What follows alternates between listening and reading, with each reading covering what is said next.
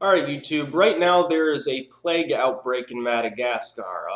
This is significant for several reasons. First, it has gone pneumonic, which means that the Yersinia pestis bacteria, whatever this strain happens to be, is more virulent than some other strains. Normally, the bubonic plague gets into a human or a few humans through a parasite, an infected rodent population with fleas. The fleas bite people, they get bubonic plague, and they die, usually with a high mortality rate.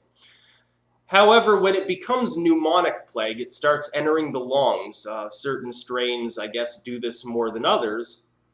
It spreads like the common cold or the flu. Right now, I think it was like 80 people have gotten infected in Madagascar in the last week or so, and half of them have died. 50% mortality rate, the same as we saw in theory in Europe during the time of the Great Plague there, or the Plague of Justinian.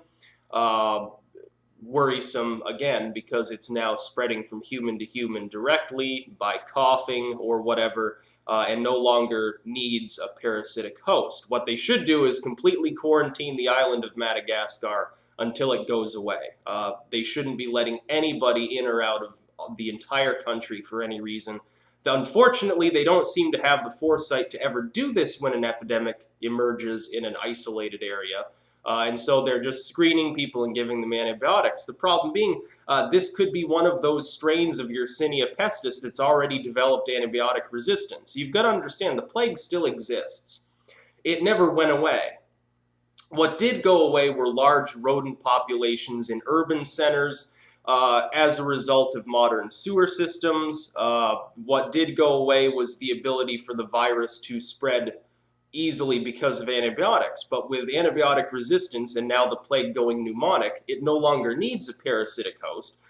If one of these infected people, someone gets exposed to an infected patient, whether it's a doctor or just a regular citizen that gets exposed, and then travels, they're a business person or whatever, and travels to Johannesburg or Cairo or Lagos or one of these places you could see millions of people get infected in a very short time. What you got to remember, one of the reasons why the Black Death, particularly Justinian's plague, but later the one in the 1300s, one of the reasons that these plagues spread so quickly across the known world at the time and had such a high mortality, and why they developed the miasmatic theory, is because it spread so quickly. It's literally within days it would move from city to city. Within weeks it could be in a totally different kingdom. That's because pneumonic plague spread like the flu. Somebody would be asymptomatic and they'd still be able to transfer this virus to other people. And so they had no idea where it was coming from, and it was spreading very quickly. They had trade all across the Mediterranean at the time. There was trade up into the North Seas. And so it's within months, it covered, most of the coastal areas in Europe. Within years, it hit everything. In this day and age, you can travel from one side of the world to the other in 24 hours or less. So if it does leave Madagascar and hits a large urban center, what you could see is that the medical community, which is used to dealing with sporadic outbreaks at best, gets overwhelmed by suddenly hundreds of thousands of cases. There wouldn't be enough antibiotics. And people that I've already spoken to about this, they're saying, well, this is Madagascar. It's a third world country. Things are unclean there. There's lots of rats and stuff. It's no wonder they've got the plague.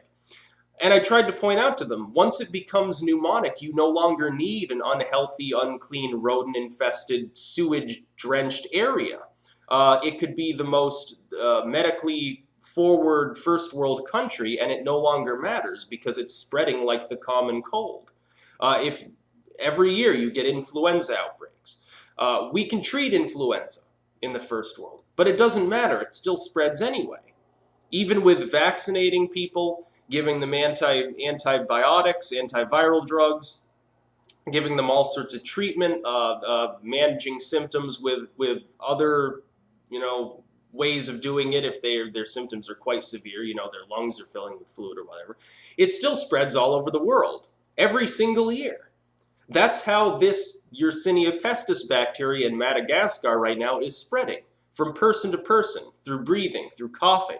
It, again, no longer needs that parasitic host that usually relegates it to the third world. There are certain areas in the United States where there are plague cases. There were 4 cases of plague this year in the United States. And it never became an epidemic because you get one person who's infected and you identify the person infected. Unless it's gone pneumotic, they're really not a risk to other people. You simply have the doctors treat them. And you try not to get, bubo juice all over your hands. Once it becomes pneumonic, it's a different situation. What would be even worse is if it also goes septicemic and starts liquefying people who are infected so their organs just literally fall apart and start slopping out of both orifices. But I found it funny that I mentioned weeks and weeks ago about Comet Ison and the fact that it could coincide with a certain 333 and or 666 year cycle with comets that heralded other outbreaks of plague, which were particularly drastic and probably were pneumonic plague. I mean, other than pneumonic plague, there's no way to explain how quickly the Great Plague, the Black Death, actually spread. It couldn't have spread that quickly if it was just regular bubonic plague. I pointed that out weeks ago, and a lot of people were incredulous and said, well, that's just it's just nonsense. But here we are. Now there's a pneumonic plague outbreak in Madagascar. Do I think they're related? Maybe, probably not. But still, this is a bad scenario if it leaves Madagascar. This is an island. It's isolated. It's third world. It's got quite a few problems anyway, so it's not a huge surprise that the plague would have an outbreak there. What would be a lot worse, again, is if it hits one of these large cities with international airports. Madagascar is not known for a large amount of trade with other nations, for a large amount of travel with other nations, but it is linked up with Africa at large, and probably certain parts of Asia too. They have a capital like any other country. Even Nepal would have an international airport. So you've got the risk there where it spreads to other countries, to the mainland at large, leaves the island, and hits a densely populated urban area in such a form that it no longer needs parasitic-friendly conditions to spread.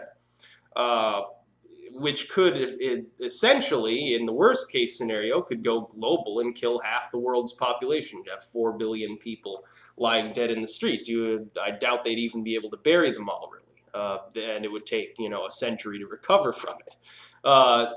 Again, is it likely? Hopefully the people from the Pasteur Institute and other groups will be able to get rid of this. Hopefully it does not become fully antibiotic resistant or anything like that, because then there's really no way to stop it. And I told people, you'd better hope that it stays in Madagascar, because if it does hit one of these urban areas, short of cordoning off the entire country and putting machine guns all along the border to kill anybody that tries to cross the border for any reason, short of firebombing their airports to prevent them from leaving by air, you're not going to be able to contain this.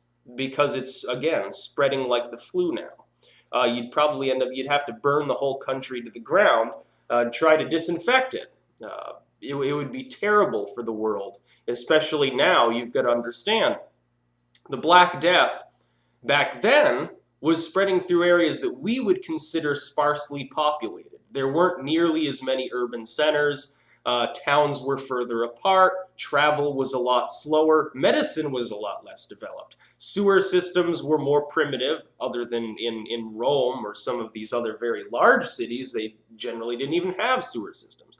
Rodents were everywhere. The idea of disinfection was extremely primitive, and within a few years it spread across most of the known world. Well, now in this day and age, yes, we've got much better medicine. We've got sewer systems in all these towns. But also, we've got antibiotic-resistant strains, which they couldn't have been seeing back then because they didn't have antibiotics for them to be resistant to. You have world travel on a massive scale, and you have a much more densely populated world where it's much more easily spread. Influenza is the same way. It spreads across the entire world in a very short period of time, over months, usually every single year.